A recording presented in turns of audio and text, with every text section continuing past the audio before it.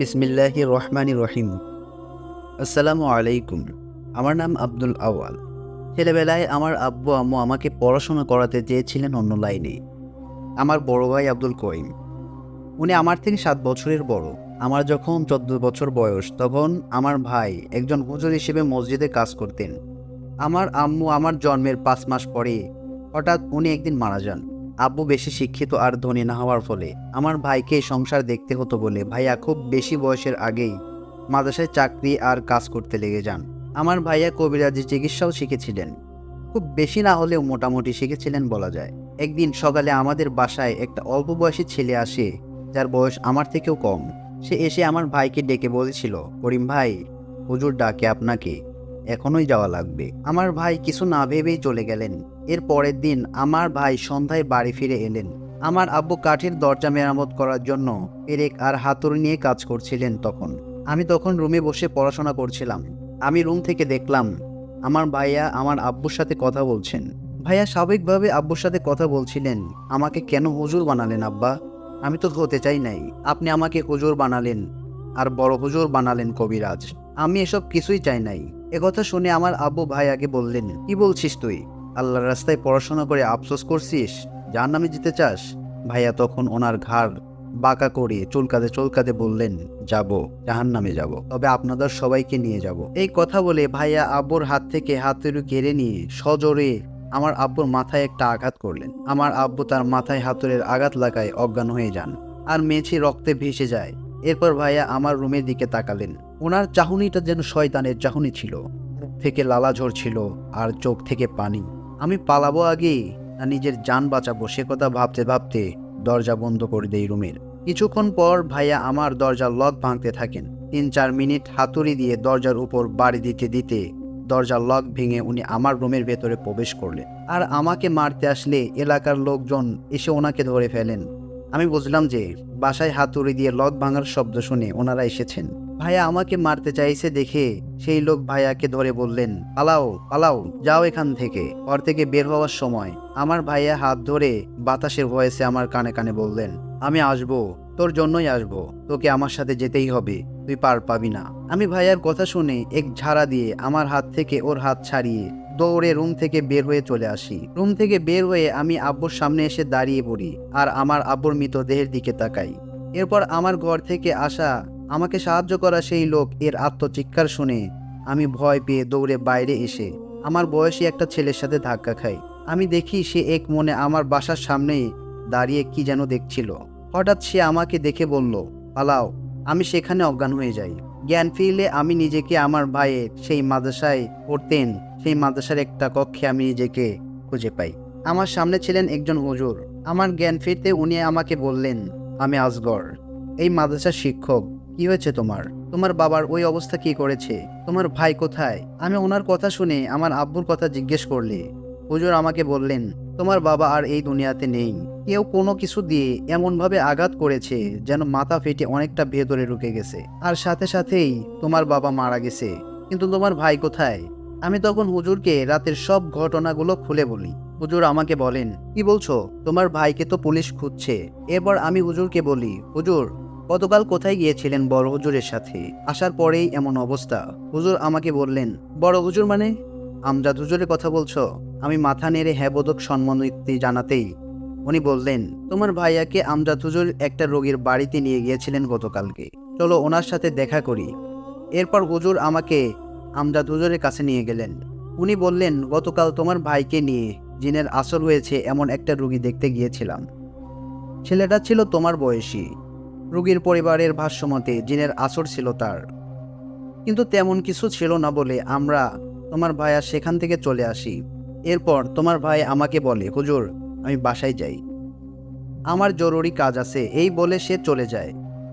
এরপর ভোরের দিকেই আমাকে ঘুম থেকে জাগিয়ে মাদ্রাসার একজন ছাত্র বলে, করিমদের বাসায় ঝামেলা হচ্ছে। এই কথা শুনে আমি আসগর হুজুরকে তোমাদের বাসায় পাঠাই। উনি সেখানে গিয়ে দেখেন তুমি বাইরে পড়ে আছো।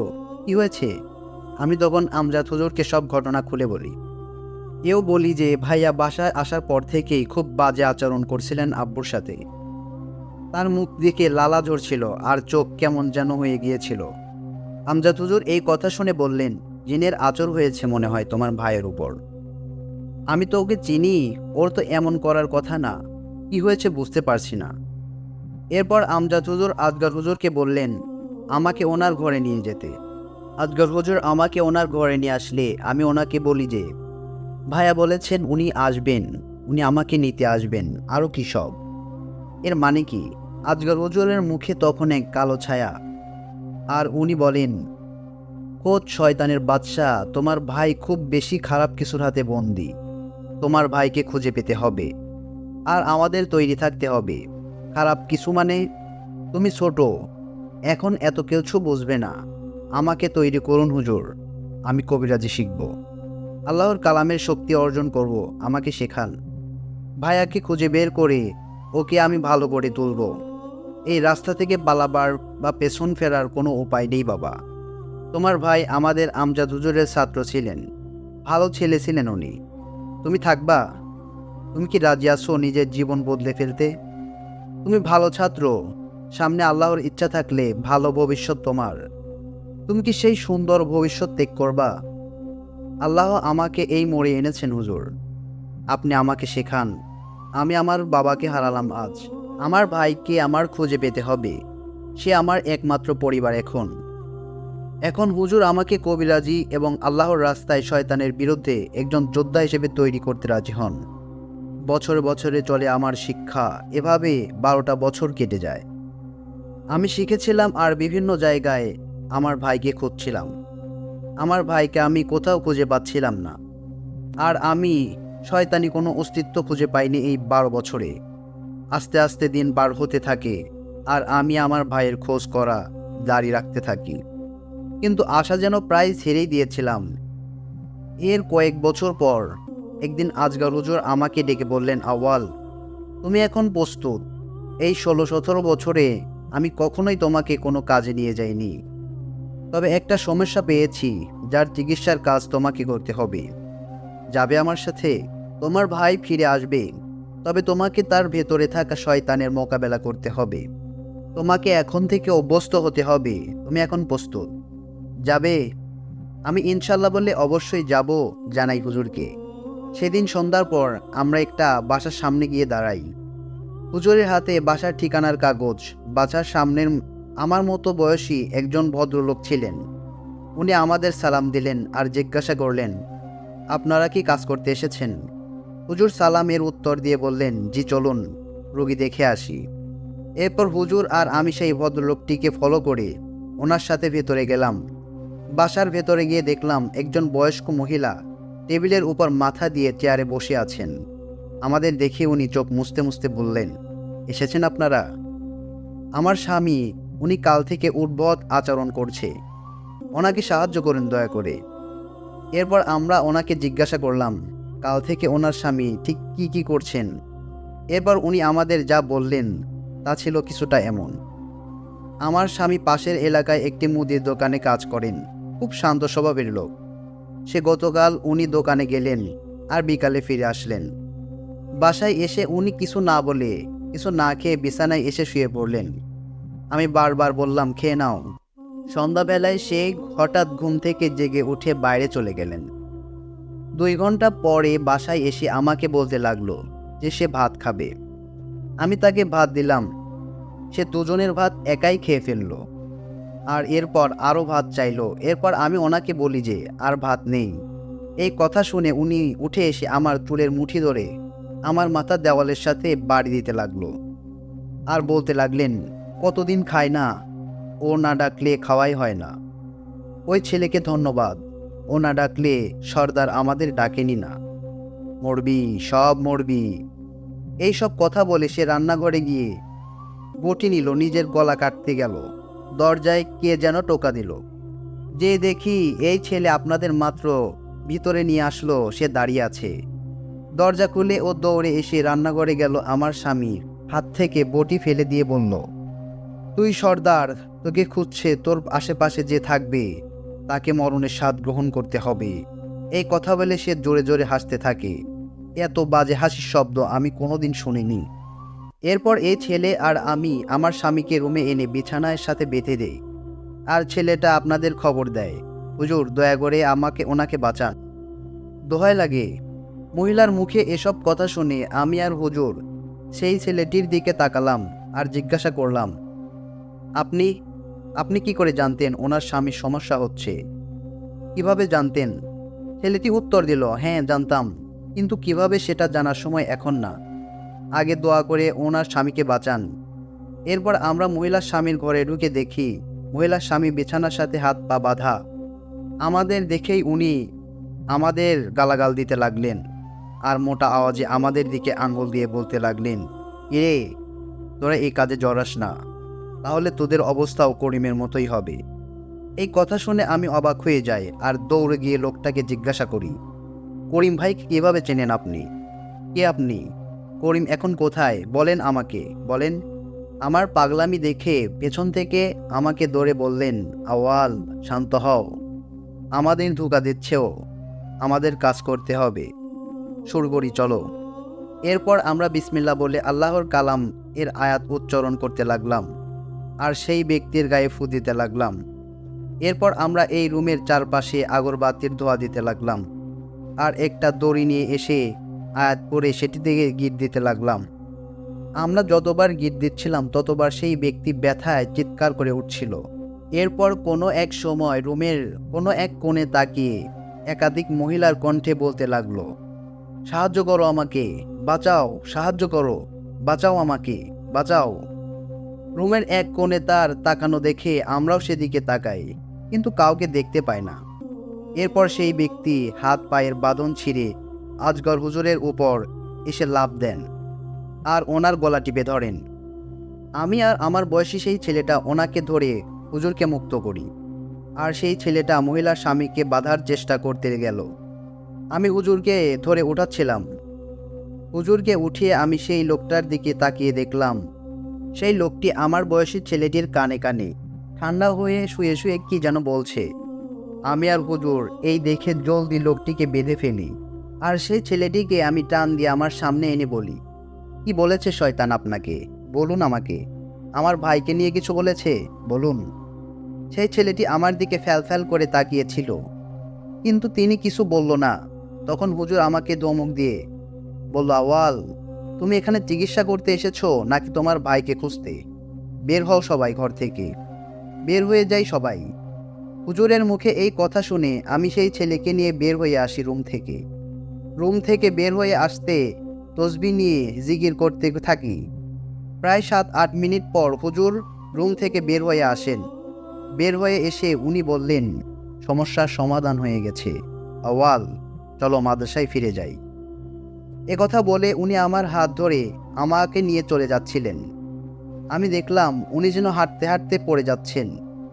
আমি ওনাকে ধরে জিজ্ঞাসা করলাম, হুজুর আপনি ঠিক আছেন? কি হয়েছে আপনার? হুজুর বললেন, আওয়াল এই কবিরাজি কাজটা খুব কঠিন আর ক্ষতিকর। যতবার তুমি শয়তানের মোকাবেলা করতে যাও, তার মুখোমুখি হতে হবে, ততবার সে তোমার ভেতরে জেঁকে বসবে। সে তোমার মনকে খেয়ে ফেলবে আস্তে আস্তে। আমার বয়স হচ্ছে, আমি আর এই চাপ নিতে পারছি না, শরীরটা খারাপ লাগছে বাবা। এই যে ছেলেটাকে দেখলে খারাপ কিছু আহ্বান করছে, ভুগতে হবে আমাদের সবাইকে, সাবধান। আমি বলি ওই ছেলে থেকে দূরে থাকবে, আর পারলে এই কাজটাও ছেড়ে দাও। এই কথা শুনে হুজুর আমাকে নিয়ে মাদ্রাসায় ফিরে এলেন। মাদ্রাসায় ফিরে আমি শুয়ে পড়লাম। আমার ঘরে এসে ভাবছিলাম, এই ছেলেটা কিভাবে বুঝলো মহিলার স্বামী বা আমার ভাইকে কিভাবে চেনেন? ছেলেটার কানে কানে এসে কি বা বলেছিল? এসব ভাবতে ভাবতে আমি ঘুমিয়ে যাই। পরের দিন সকালবেলা আমি ঘুম থেকে উঠে খাবার খেয়ে বসলে হুজুরকে অনুপস্থিত দেখলে ওনাকে ডাকতে ওনার রুমে যাই। অনেকক্ষণ ডাকাডাকির পর উনি দরজা খুললেন না। আমরা সবাই দরজা ভেঙে ঘরে ঢুকে দেখি হুজুর মারা গেছেন, বিছানায় পড়ে আছেন। পরের দিন সকালে আমি ঘুম থেকে উঠে খাবার খেতে বসলে হুজুরকে অনুপস্থিত দেখলে ওনাকে ডাকতে ওনার রুমে যাই। অনেকক্ষণ ডাকাডাকির পর উনি দরজা খুলছেন না। আমরা সবাই দরজা ভেঙে ঘরে ঢুকে দেখি হুজুর মারা গেছেন, বিছানায় পড়ে আছে ওনার ভয়ার্ত মৃতদেহ। হুজুর মারা গেছেন, বিছানায় পড়ে আছেন, মুখটা হা হয়েছিল ওনার। আমরা ওনার চোখটা বন্ধ করে দিয়ে ওনার মসজিদে ঘোষণা দিয়ে গোসল দিয়ে ওনার জানাজা শেষ করে ওনার দাফন সম্পন্ন করে আমি হুজুরের দাফনের কাজ সম্পন্ন করে ভাবতে থাকি আর কাঁদছিলাম বসে বসে। ভাবছিলাম বাবা মারা যাওয়ার পর, আমার ভাইকে হারানোর পরে হুজুর আমাকে আল্লাহর রাস্তায় জ্ঞান দিয়ে উনি আমাকে কবিরাজি শিক্ষা দিয়েছেন, আর উনি আমাকে একা রেখে চলে গেলেন। এমন মন খারাপের সময় আমি দেখলাম মাদ্রাসার গেটে সে আমার বয়সী ছেলে দাঁড়িয়ে। আমার কেন জানি খুব রাগ হচ্ছিল। আমি ওকে বললাম, কেন এসেছেন আপনি? ছেলেটি আমাকে বলল, আমার নাম ইমরান। গতকালকে হুজুরের দেওয়া কবিরাজি কাজ করেনি। আমি এখনো শয়তানের কবজায়। আপনাদের সাহায্য দরকার। আমি কষ্টে মন মারা হয়ে বলি, কোথা থেকে নিয়ে আসবো হুজুরকে?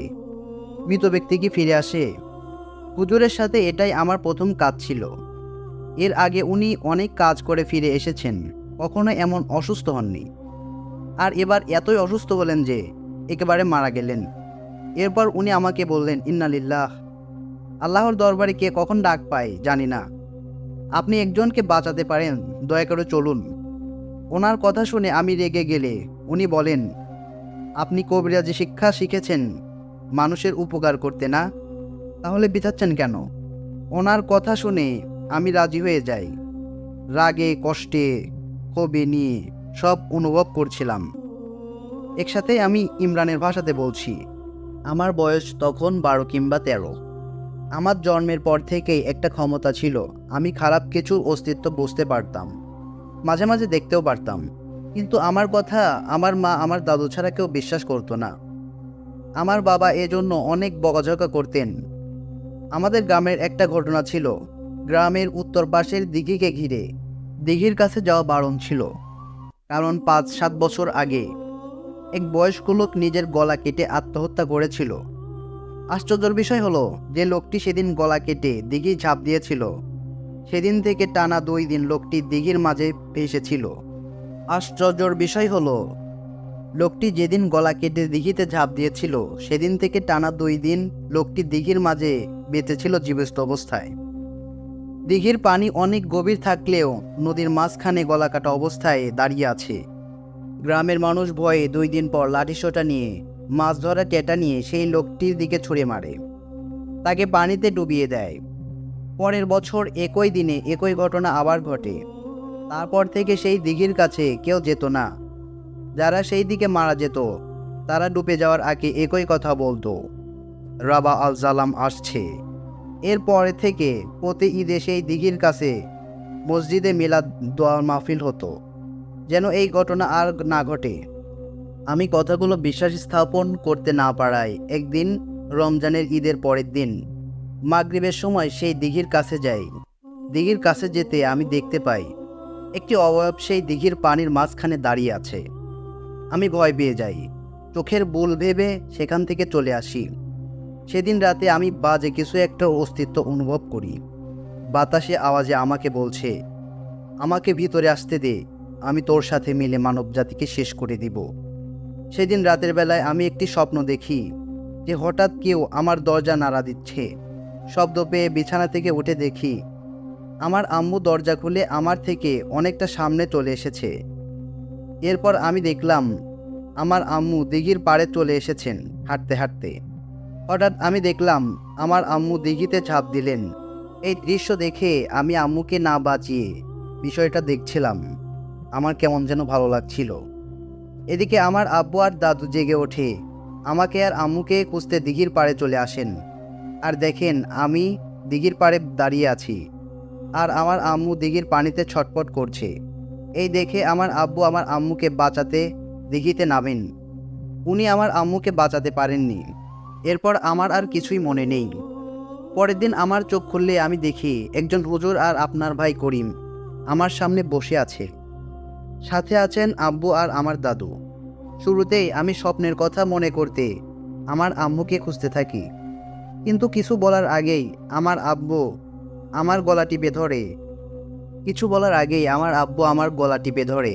অপয়া একটা, নিজের মায়ের সাথে আমার মাকেও খেলি, তুই মরে যাস না কেন? এরপর আমার দাদু আমার গলা থেকে আমার আব্বুর হাত ছিটকে দিলে কাঁদতে কাঁদতে বলেন, এটা কি হলো দাদু ভাই? তুমি তোমার আম্মুকে পানি থেকে তোলার চেষ্টাও করলা না। তুমি দিঘির পাড়ে দাঁড়িয়ে হেসে ফেটে পড়ছিলা। তোমার বাবা তোমার আম্মুকে দিঘি থেকে তোলার আগেই সে মারা গিয়েছিল।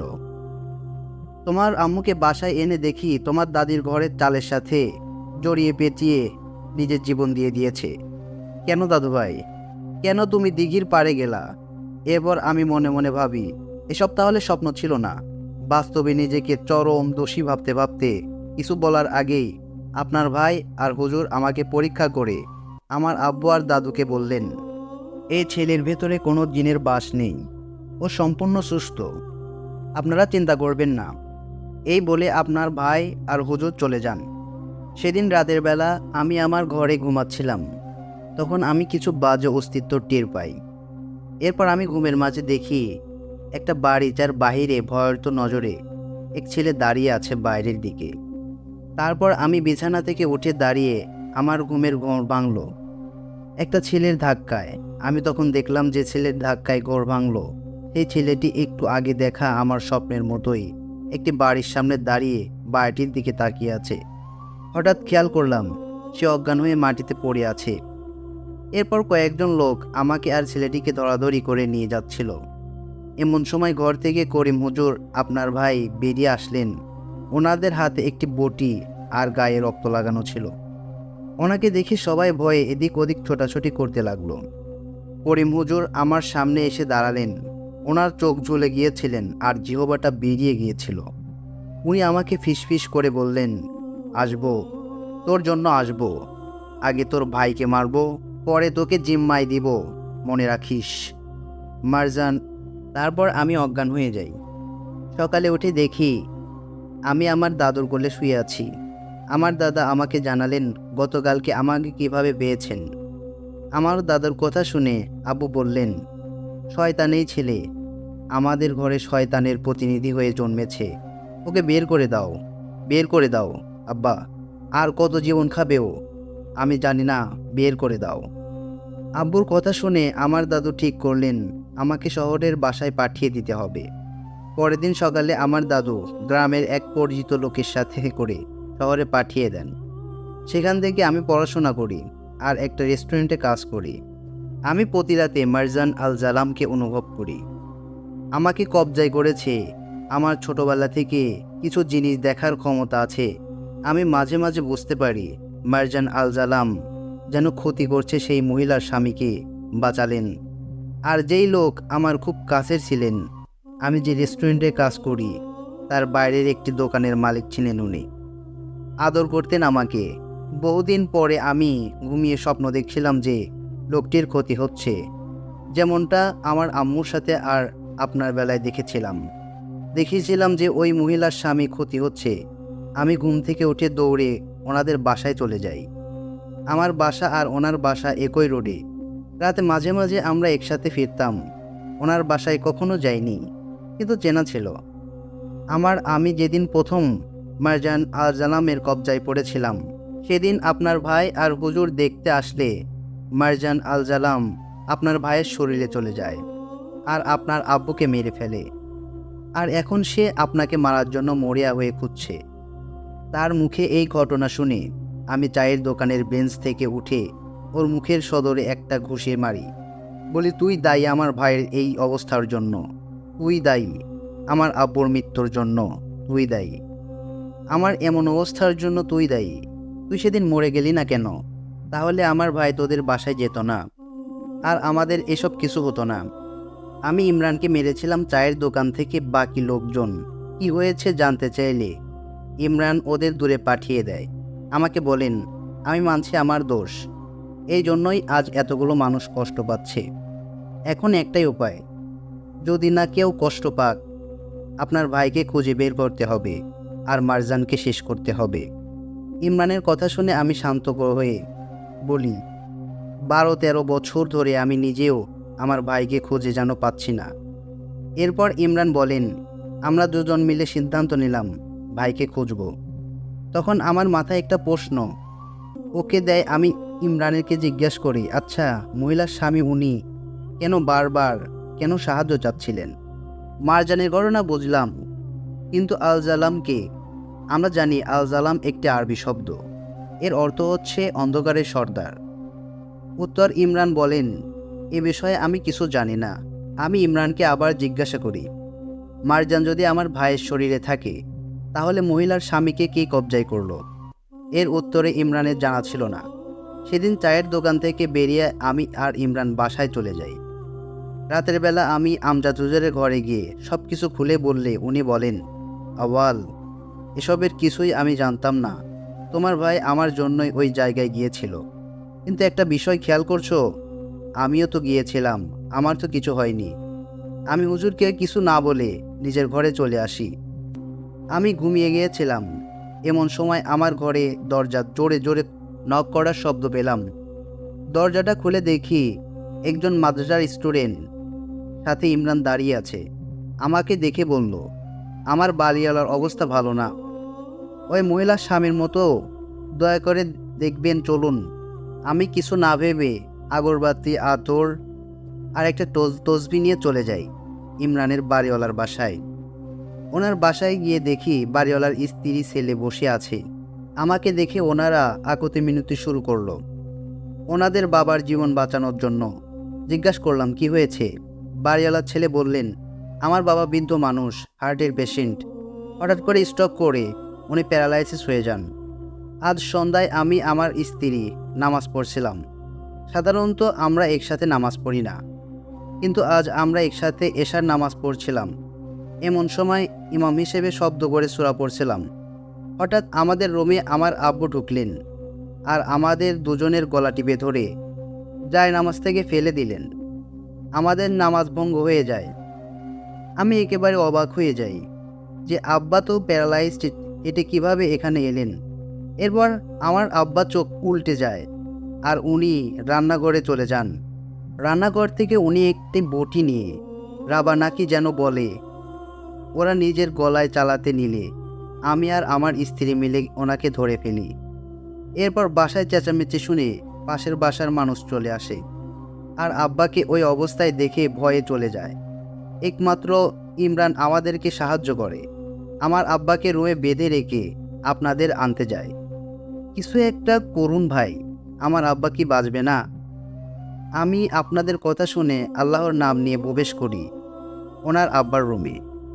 আমাকে দেখে ইমরানের বাড়িওয়ালা মোটা কণ্ঠে বলে, তুই আবার এসেছিস?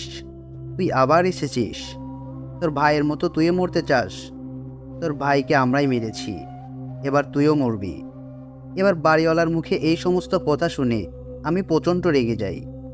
ইমরান ওনার হাত ধরে ফেলে আর আমিও ওনার সামনে গিয়ে জিজ্ঞাসা করি, আমার ভাই কোথায়? আলজালাম কে, মারজান কে? সে আমাকে কিছুই বলতে চায় না। এরপর আমি তার হাতে আতর লাগিয়ে কনিষ্ঠ আঙ্গুলিতে চেপে ধরে আয়াত পড়তে লাগলে সে রুমের এক কোণায় তাকিয়ে বলতে থাকে, রাবা, আলজালাম, সাহায্য কর, আমাকে সাহায্য করো, এই দুজনকে মেরে ফেলো, দয়া করে মেরে ফেলো। এরপর আমি হাতের চাপ কমিয়ে দিয়ে বলি, আমি তোকে কষ্ট দেব না, তুই আমাকে বলবি রাবা আলজালামকে, মারজানকে। এরপর বাড়িওয়ালা শরীরে থাকা শয়তান আমাকে সব বলতে রাজি হয়। সে আমাদের বলল, যা কিছুটা এমন, রাবা মানে সর্দার, আলজানাম মানে অন্ধকার। ও আমাদের সর্দার, আমাদের প্রভু, আমরা তার দাস, ওর কেনা গোলাম। মারজান হচ্ছে রাবা আল জালাম, ওর আদেশেই আমরা মানুষের শরীর কবজা করি। ও আমাদের নেতা, ও যা বলবে তাই আমরা শুনি। আমি ওকে জিজ্ঞাসা করি, ও যা বলবে তাই শুনবি? ওর এত ক্ষমতা থাকলে মানুষকে ওর নিজের কবজায় আনে না কেন? তোদের মাধ্যমেই কবজায় করাচ্ছে কেন? বল আমাকে। আর আমার ভাই কোথায়? এরপর সে মুচকি হেসে বলল, 13 বছর আগে তোর ভাই মারা গেছে, ওকে আল জালামই মেরেছে। এই কথা বলে হঠাৎ রুমের এক কোণে দাঁড়িয়ে হাত জোর করে কাঁদতে লাগলো। বলে, মাফ করে দাও, মাফ করে দাও আমাকে, আমি সহ্য করতে না পেরে ওদের সব বলে দিয়েছি, ক্ষমা করো আমাকে। এই বলে বাড়িওয়ালা কাঁদতে থাকে। এরপর আমি ওনাকে জিজ্ঞাসা করলাম, আপনি কার সাথে কথা বলছেন? কে ওখানে? উনি চিৎকার দিয়ে বললেন, মারজান। ওনার এই কথা শুনে আমার রুহ কেঁপে ওঠে তখন। এরপর আমি কিছুক্ষণ চুপ থেকে আবার জিজ্ঞাসা করি, কোথায় মারজান? তখন ইমরানের দিকে আঙ্গুল তুলে বলে, এইখানে। এই বলে সে বমি করে দেয়, মহিলার স্বামীর মতো। এরপর আমি বুঝতে পারি জিনিসটা তাকে ছেড়ে গেছে। বাড়িওয়ালার বাসা থেকে বের হয়ে আমি ইমরানকে নিয়ে মাদ্রাসায় চলে আসি আর আমজাদ হুজুরের সাথে এই বিষয়ে কথা বলি। আমজাদ হুজুর আমাকে বলেন, দেখো এটা খুব অন্যরকম একটা সমস্যা, আমি আগে শুনিনি।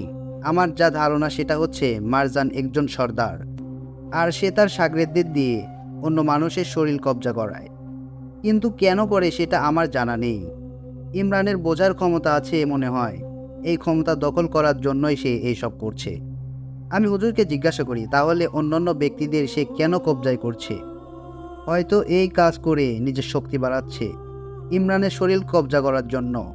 এরপর আমি হুজুরকে বলি, সে বলল আমার ভাই করিম মারা গেছে আমার বাবাকে মারার রাতেই। তাহলে মারজান এখন কোথায় আছে? কাউকে কবজ করে রেখেছে নাকি নিজে থেকেই কাজ করছে? হুজুর আমাকে এই প্রশ্নের কোনো উত্তর দিতে পারেনি। আমার মন সেদিন থেকে অনেক খারাপ ছিল। আমি শয়তানের কথা বিশ্বাস করি না, তাই আমার ভাই মারা গেছে তা আমি মানতে নারাজ। কিন্তু এও তো ভাবছিলাম, শয়তানরা যখন সব সত্যি বলে দিয়েছে, তাহলে আমার ভাইয়ের কথাটাও মিথ্যা কেন বলবে? আর সত্যি বলতেই যেহেতু মারজান ওকে কষ্ট দিয়েছে, সে মিথ্যা বলছে না। এসব ভাবতে ভাবতে আমি নিজের সাথে স্নায়ুযুদ্ধ শুরু করেছিলাম। পরের দিন আমি ইমরানের বাসায় যাই আর ওকে বলি, আচ্ছা ইমরান, আপনার গ্রামে তো সেই নেক প্রচলিত রমজান মাসের পরের দিন সে গ্রামের উত্তরে দেখতে যাওয়া বারণ। তাহলে আপনার গ্রামের মানুষের জিজ্ঞাসা করলেই তো এর রহস্য জানা যাবে। উৎপত্তি যেহেতু আপনার গ্রামেই, চলেন আপনাদের গ্রামে যাই। ইমরান আমার কথায় রাজি হয়। ইমরানের গ্রামের বাড়িতে গেলে ইমরানের বাবা ইমরানকে দেখে ওনাকে মারতে চলে আসে। শয়তান, তুই এবার এসেছিস, এবার কার জান নিবি? অপায় একটা, চলে যা এরপর। ইমরানের দাদু ঘর থেকে বের হয়ে আসেন আর ইমরানের বাবাকে শান্ত করে আমাদের ভেতরে নিয়ে যান। আমরা দুপুরের খাবার খাই। আজ দেখি এরপর ইমরান ওর দাদু মারজানের কথা জিজ্ঞাসা করতেই ইমরানের দাদু আমাকে বললেন, বের হয়ে যা আমাদের বাসা থেকে, ওই নাম এখানে নিবি না, আমরা কিছু জানি না। তখন ইমরানের দাদুকে আমরা পরিচয় দেই আর বলি 12-13 বছর আগে যে দুজন হুজুর ইমরানকে দেখতে এসেছিল, ওনাদের মাঝে ছিলেন একজন আমার ভাই। আর এখান থেকে যাওয়ার পর তোমাকে নাকি ওনার কি অবস্থা হয়েছিল সেটা আমি ওনাকে জানাই। এরপর উনি শান্ত হন আর আমাদের একটা ডায়েরি দেন আর বলেন, মারজানকে নিয়ে আমি যত কিছু জানার চেষ্টা করেছি তার সব এখানে লেখা আছে, একটা ঠিকানাও আছে। আমাকে তো লোক কিছু বলে নাই, তোমাদের বললেও বলতে পারে, যে দেখো। এরপর আমি আর ইমরান দাদুর ডায়েরি পড়ে যতটুকু জানতে পারি তা ছিল এমন, মার্চের একটা জিন যে ধারণার মতে প্রথম একজনের উপর হাজির হয়, যার নাম মোহাম্মদ ইফতেখার উদ্দিন। কোনো কারণ ছাড়াই ওনার আচরণ বদলে যায় আর উনি একদিন রাতের বেলা রান্নাঘর থেকে বটি নিয়ে দিঘির সামনে গিয়ে নিজেই নিজের গলা কেটে দিঘির মাঝখানে চলে যান আর দাঁড়িয়ে থাকার মতো করে ভেসে থাকেন। 2 দিন ওইভাবেই ভাসার পর গ্রামবাসী তাকে ডুবিয়ে দেয়। ইফতেখার উদ্দিন এর ঠিকানা সেই ডায়েরিতে লেখা ছিল আর সেই ঠিকানা অনুযায়ী আমরা পাশের গ্রামে গিয়ে ইফতেখার উদ্দিন এর বাড়ি খুঁজে বের করি। বাড়িতে ছিল ইফতেখার উদ্দিনের ছেলে আর ইফতেখার উদ্দিনের স্ত্রী। ওনারা আমার আসার কারণ জানতে জিজ্ঞেস করলেন।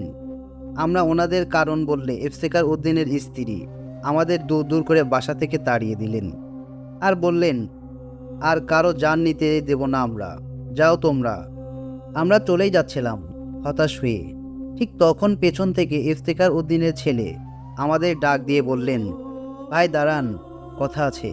এরপর উনি আমাদের দিঘির পাড়ে নিয়ে যান আর বলেন, ভাই আমার আব্বা খুব ভালো মানুষ ছিলেন, এটা লোক বলতো, আমি তো দেখি নাই ওনারে। আমি তখন আমার মায়ের পেটে, যখন আব্বা নিজের গলা কেটেছে।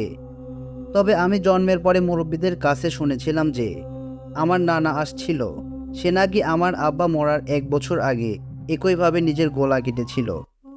ওনার নাম ফয়জল মণ্ডল, ওনার বাড়ি পাশের গ্রামে, ওইখানে খোঁজ নেন। এই বলে ইফতেখার উদ্দিনের ছেলে আমাদের ঠিকানা দিয়ে চলে যায়। এরপর আমরা পাশের গ্রামে চলে যাই আর সেখানে জয়নাল মণ্ডল এর বাসা খুঁজে বের করি। জয়নাল মণ্ডলের বাড়িতে ওনার নাতি ছেলেমেয়েরা মিলে বসবাস করত। ওনার নাতি আমাদের আসার কারণ জেনে বললেন, এই শয়তান আবার জেগেছে, সব দোষ আমার দাদি। তখন এর মানে জিজ্ঞেস করলে উনি বলেন, আমার দাদি ছিল একজন ডাইনি, সবসময় মানুষের ক্ষতি করে বেড়াতো টাকার লোভে। জিন পালতো সে, দূর দূরান্তের মানুষ আর বাচ্চাদের বশ করে নিয়ে আসতো সে। আমরা কিছু জানতাম না, তখন গ্রামের আশেপাশে অনেক ঘন জঙ্গল ছিল, তাই মানুষ ভাবতো যে যারা হারাচ্ছে তারা হয়তো জঙ্গলের সাপ বা হিংস্র জন্তুর হাতে মরছে। দাদি ছিল খুব চালাক, যাদের সংসারে খুব ঝামেলা হতো তাদের সে বলে দিত, তাই ওই লোকেরা খুঁজে না পাওয়ায় গেলে মানুষ ভাবতো যে তারা হয়তো সংসার ত্যাগ করেছে।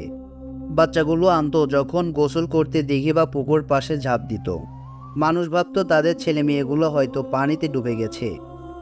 ভাবছেন এগুলো আমার জানলাম কি করে? বলি শোনেন। একবার আমার দাদি রোজার শুরু থেকে এতই অসুস্থ হলো যে বিছানায় পড়ে গেল। বলে রোজার সময় শয়তান বন্দি থাকে, তার শয়তান জিনগুলো বন্দি ছিল। ঈদের পরের দিন সকালে দাদি আমার দাদাকে সব খুলে বলেছিল, কারণ ওনার পালা জিনগুলো নাকি এত বলি না পেয়ে খুব রেগে আছে আর ওনাকে এখনোই মারতে চান। শেষ সময়ে নিজের ভুল বুঝতে পেরে দাদি আল্লাহ আর দাদুর কাছে মাপ চেয়েছিল। সেই রাতে দাদি 2 গ্রাম পরে দিঘিতে যেয়ে নিজের গলা কেটে দিঘিতে ভাসিয়ে দিয়েছিল। 2-3 দিন পর সে মরেছিল। এরপরে সেই জিন আমার দাদাকেও মেরেছে। পরে আমার ফুফা ইফতিকার উদ্দিনও মরেছে। ওনারা দুজনেই ঈদের পরের দিন ওই দিঘির আশেপাশে গিয়েছিল। এরপর থেকে ওই দিঘিতে ঈদের পরের দিন আর কেউ যায় না। এই হলো ঘটনা। এরপর উনি আমার আর ইমরানের পরিবারের জন্য দুঃখ প্রকাশ করে আমাদের বিদায় জানান। আমরা শহরে ফিরে আমজাদ হুজুরের সাথে বিষয়টা নিয়ে আলাপ করি। হুজুর আমাদের বলেন যে মারজান নাকি এখন এসব ক্ষমতার জন্যই করছে বলে উনি মনে করেন।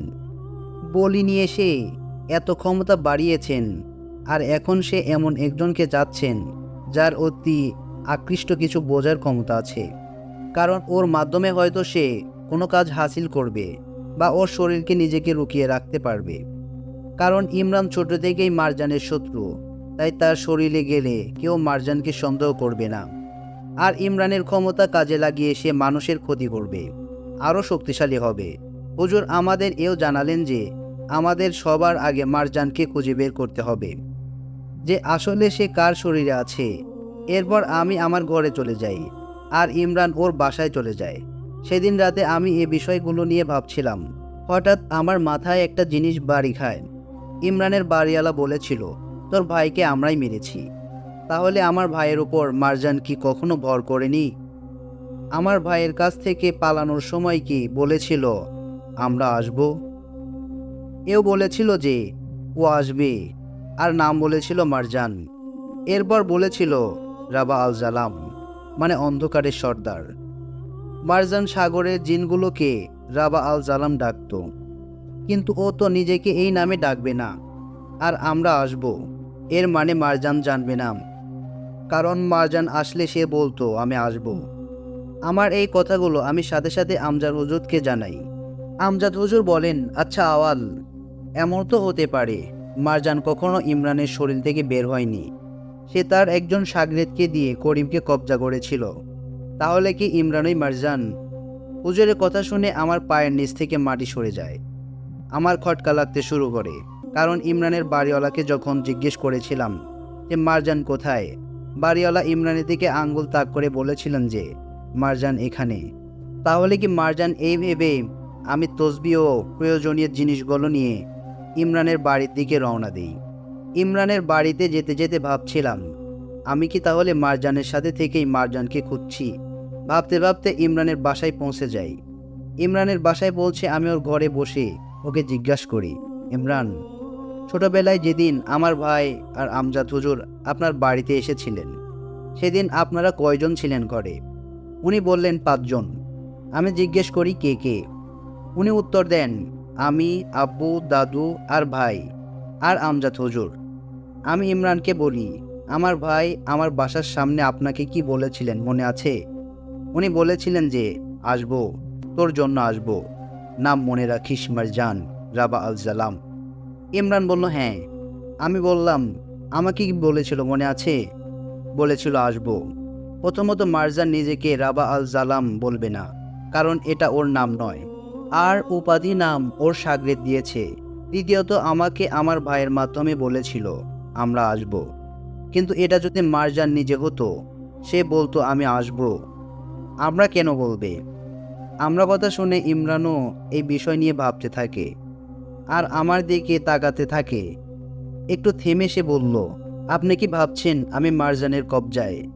আপনি আমাকে সন্দেহ করছেন?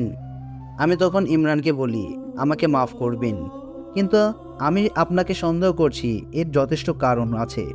প্রথমত, আপনি যে রেস্টুরেন্টে কাজ করেন, সামনের দোকানের মালিকের সাথে আপনার ভালো সম্পর্ক।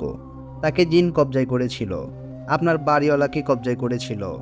আপনার আশেপাশে যারা আছেন তাদের সবাইকে কেন এমন হচ্ছে?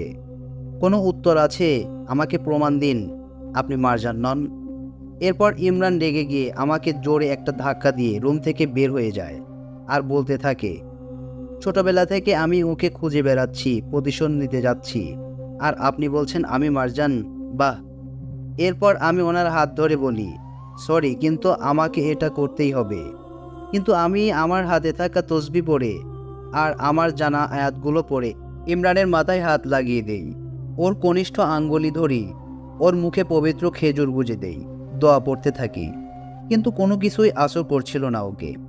মনে হচ্ছিল সে একেবারে স্বাভাবিক, জিনের কোনো ভর নেই। এরপর আমি ওনাকে বলি, চলুন মসজিদে নামাজ পড়ব। আমরা দুজনে একসাথে নামাজ পড়ি। এরপর আমি নিশ্চিত হই ইমরান মারজান নয়। আমি দ্বিধায় পড়ে যাই, তাহলে মারজান কার শরীরে লুকিয়ে আছে? কোনো সন্দেহ নেই যে সেদিন উপস্থিত 5 জনের মাঝে মারজান একজনের ভেতরে আছে, কারণ ইমরানের দাদা বাড়ি থেকে বের হওয়ার রাস্তা সেখানে উপস্থিত থাকা 5 জন ব্যতীত আর কেউ জানতো না। এরপর আমি ইমরানকে জিজ্ঞেস করি, আপনার বাবার আচরণ কেমন মনে হয় আপনার? যেমন মারজানের গোলাম জিনরা আপনাকে দেখতে পাবে না, তেমনি আপনার আব্বাও আপনাকে দেখতে পাবে না, উনি নয় তো? এরপর আমরা দুজনে মিলে আবার ইমরানের দাদু বাড়িতে ফিরে যাই। এরপর ওনার বাবার ঘুমানোর জন্য অপেক্ষা করতে থাকি। এরপর ওনার বাবা ঘুমালে আমরা ওনার বাবার মাথার উপর তসবি পড়ে আল্লাহর কালাম উচ্চারণ করে ফু দিয়ে কোনো প্রতিক্রিয়া পাচ্ছিলাম না। আমরা তখন বুঝতে পারলাম ইমরানের আব্বাও মারজান না, কোনো জিনেরই কবজায় না সে। এরপর আমরা ইমরানের দাদুর বাড়ি থেকে বের হয়ে আসি। এরপর আমজাদ হুজুরের সাথে আমরা একই বিষয়ে কথা বলি। হুজুর আমাকে বলেন, আমি আসলে বুঝতে পারছি না কি হচ্ছে এসব। সবাই যদি সুস্থ থাকে তাহলে মারজান গেল কোথায়? আমরা এর উত্তর জানতাম না। এভাবেই ভাবতে ভাবতে দিন কেটে যাচ্ছিল। হঠাৎ একদিন ইমরান এসে আমাকে ডাকতে লাগলো। আমি ওকে কি হয়েছে জিজ্ঞেস করলে উনি বলেন, ভাই, আমার ফ্যামিলি মেম্বারের একজনের সেম অবস্থা, আসুন সাহায্য করুন। আমি আমার তসবি আর বাকি জিনিসগুলো নিয়ে চলে যাই ভাইয়ের সাথে। রাস্তায় যেতে যেতে ওনাকে জিজ্ঞেস করি কি হয়েছে ওনার বাসার মেম্বারের। উনি আমাকে বলেন, আমি আর আমার এক বন্ধু রুম নিয়ে সেই বাসায় থাকি। আমরা দুজন একই রেস্টুরেন্টে কাজ করি। আজ সন্ধ্যায় বাসায় ফিরে দেখি যে সে নিজের আয়নায় মাথায় ফাটিয়েছে। আয়না ও ভেঙে ফেলেছে। রান্নাঘরে যেতে নিচ্ছিল দেখে আমি রান্নাঘরের দরজা বন্ধ করে দিয়ে এসেছি। বাসায় পৌঁছে ইমরান ভাইয়ের রুমে প্রবেশ করতেই ইমরান ভাইয়ের বন্ধু ভারী গলায় বললেন, কিরে, খুঁজে পেলি না রাবাকে? এত সহজে খুঁজে পাবি না, তোরা মরবি। আল জালাম এদের দুজনকে মেরে ফেলো, দয়া করে মেরে ফেলো, মেরে ফেলো। এরপর আমি আয়াত আর তসবি পড়ে ইমরান ভাইয়ের বন্ধুকে ফু দিয়ে, কে তুই, নাম বল। এরপর এক ঝটকায় আমাকে ইমরান ভাইকে ছিটকে ফেলে দিল। আমরা নিজেরা সামলে উঠে ওনাকে বাঁধবার জন্য দড়ি খুঁজলাম। ইমরান ভাই দড়ি আনতে রুম থেকে বের হয়ে যান। উনি রুম থেকে বের হওয়ার সাথে সাথেই রুমের দরজা লেগে যায়। কোনো মতেই দরজা খুলছিল না। একা একা রুমের ভেতরে আমু ভয় পাচ্ছিলাম। এরপর আমি দেখলাম ইমরান ভাইয়ের বন্ধু বিছানায় গিয়ে বসলেন আর আমাকে মোটা আওয়াজে বললেন, এখন থেকে আমাদের সাথে প্রথম দেখা হলো। তোর কলিজায় চাপ দেব, তোর কষ্ট পাবি, তোর সারা শরীর কষ্টে ব্যথায় জর্জরিত হবে, যেন সূচির আঘাত হবে। আমাদের দেখলে তোর কলিজায় রক্ত তোর নাক দিয়ে বের হবে। তৃতীয়বার আমাদের দেখলে তুই মরবি। এই বলে সে হাসতে লাগলো। আর আমার বুকের ভেতর প্রচণ্ড ব্যথা অনুভব করতে থাকলাম। কেউ যেন আমার বুকের ভেতর ছিঁড়ে ফেলছে সারা শরীর, শিরায় শিরায় ব্যথা অনুভব করতে থাকলাম। এক পর্যায়ে আমি অজ্ঞান হয়ে গেলাম। এরপর আমার চোখ খুলতেই আমি দেখি ইমরান আর তার বন্ধু বসে আছে। আমি কি হয়েছে জিজ্ঞাসা করলে ইমরান ভাই কিছু বলতে পারেননি। এরপর আমি ইমরান ভাইকে একটু সাইডে নিয়ে গিয়ে ওনার বন্ধুর কথা জিজ্ঞেস করলে উনি বলেন, আপনি তো কাজ করছিলেন, আমার বন্ধু বমি করে নর্মাল হয়ে গেছে।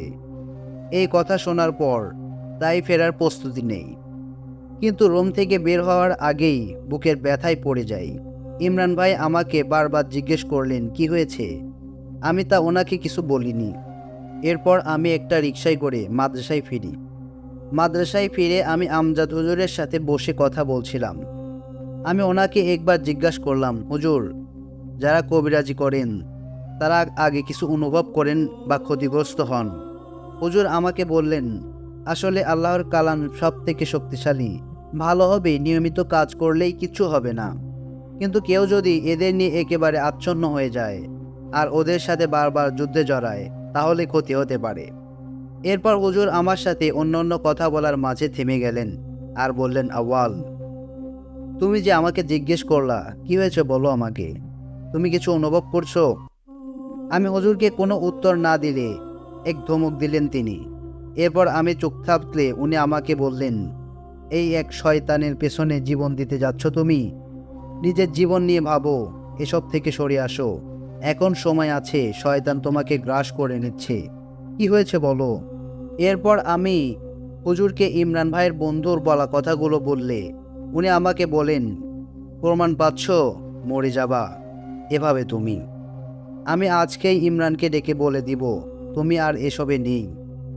আমি কোনো কথা না বলে সেদিন চলে আসি হুজুরের ঘর থেকে। 5 দিন পর মাদ্রাসায় এলেন এক ভদ্রলোক তার ছেলের সমস্যা নিয়ে। যথারীতি ভদ্রলোকের ছেলেকে দেখতে যাই। ভদ্রলোকের বাসায় গিয়ে ওনার ছেলেকে দেখলাম, দেখে মনে হচ্ছিল সে নর্মাল। আমি ভদ্রলোককে জিজ্ঞাসা করলাম, আপনার ছেলের সমস্যা কি আসলে? উনি বললেন, আমার ছেলেটা খুব শান্ত স্বভাবের, কখনো রাগ করেনি। কিছুদিন ধরে স্কুলের টিচারের সাথে পর্যন্ত হাতাহাতি করছে, বাজে গালাগালি দিচ্ছে, আর রাত হলে বসে কার সাথে যেন কথা বলছে। জিজ্ঞাসা করলে বলে মারজানের সাথে কথা বলছে। ভদ্রলোকের এই কথা শুনে আমি ওনাকে থামিয়ে দিয়ে বলি, কি বললেন? মারজান? হ্যাঁ মারজান। আমার ছেলে এই নামটাই বারবার বলে আর ভয়ে একেবারে জড়সড় হয়ে যায়। এরপর আমি ভদ্রলোকের ছেলেকে বলি, দেখো বাবা, আমাকে তুমি বন্দে ভাবতে পারো। তুমি কি কাউকে দেখো, কিছু অনুভব করতে পারলে আমাকে বলো।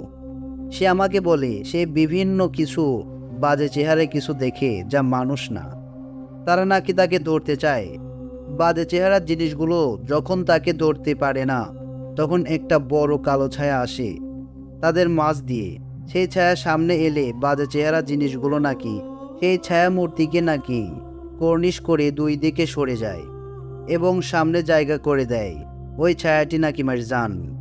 এরপর আমি বুঝতে পারি যে এই ছেলেটাও জিনের কবজায় যেতে চলেছে। আমি এরপর ছেলেটাকে একটা তাবিজ দেই। তাবিজটাকে শরীর ধারণ করতে হবে না, এই তাবিজটা ওর বিছানায় রাখতে হবে। দেখতে পারলে বলি আর ওকে শরীর বন্ধ করার দোয়া শিখিয়ে দেই। এরপর আমি ওখান থেকে চলে আসতে নিলেই সেই ছেলেটা ভারী গলায় বলে, আউয়াল, আমি করিম তোর ভাই, আমাকে দেখবি না? ওর কথা শুনে আমি হতভম্ব হয়ে পেছনে তাকাই আর দেখতে পাই এই ছেলেটাও জিনের কবজায় চলে গেছে। শয়তানগুলো বুঝতে পেরেছিল যে আমার দেওয়া ওষুধগুলো ওদেরকে দূর করতে পারত, তাই ওষুধ কাজ শুরু হওয়ার আগেই ধরে ফেলেছে ছেলেটাকে। না কেমন লাগলো সে আমাকে আর বাসায় থাকা একজন পুরুষ মানুষকে দিয়ে ছেলেটার হাত পা ধরে রাখি আর আমি আয়াত পড়তে শুরু করি। আউযু বিল্লাহি মিনাশ শাইতানির রাজিম পড়তেই আমার বুকে ব্যথা অনুভব করি। ধীরে ধীরে ব্যথা আমার শরীর ছড়িয়ে যায়। এরপর আমার নাক দিয়ে মুখ দিয়ে রক্ত পড়া শুরু হয়। আমাকে দেখে ছেলেটা হাসতে থাকে আর ভারী গলায় বলে, বলেছিলাম না তোরা এবার মরবি, ওকে এখনই মেরে ফেলো। না না, ওকে এখনই মেরে ফেলো, ও না মরে যাক, মেরে ফেলো ওকে। ছেলের এই কথা শুনে আর আমার এই অবস্থা দেখে ছেলের বাবা আমাকে ধরতে এলে আমি সরাসরি ওনাদের থামিয়ে দেই। আমি খুব কষ্টে দোয়া পড়তে থাকি। ছেলেটি আমাকে বলে, এত দম, এত দম তোর, এত দম তোর, হার মানবি না? আমি রুমে থাকা সবাইকে আয়াতুল কুরসি জোরে জোরে পড়তে বলি। সবাই আয়াতুল কুরসি পড়ছিল আর আমার জানা দোয়া কালাম আমি পড়ছিলাম। সবাই আয়াতুল কুরসি পড়া শেষ হলে ছেলেটার মাথায় হাত দিতে মারজান বলে অজ্ঞান হয়ে যান। এরপর অচেতন অবস্থায় পড়ে যেতে নিলেই আমাকেও পেছন থেকে ধরে ফেলে আর বলে, আউয়াল, তোমাকে বারণ করেছিলাম এসব কাজ করো না। আমি বুঝতে পারি এটা হুজুরের গলা।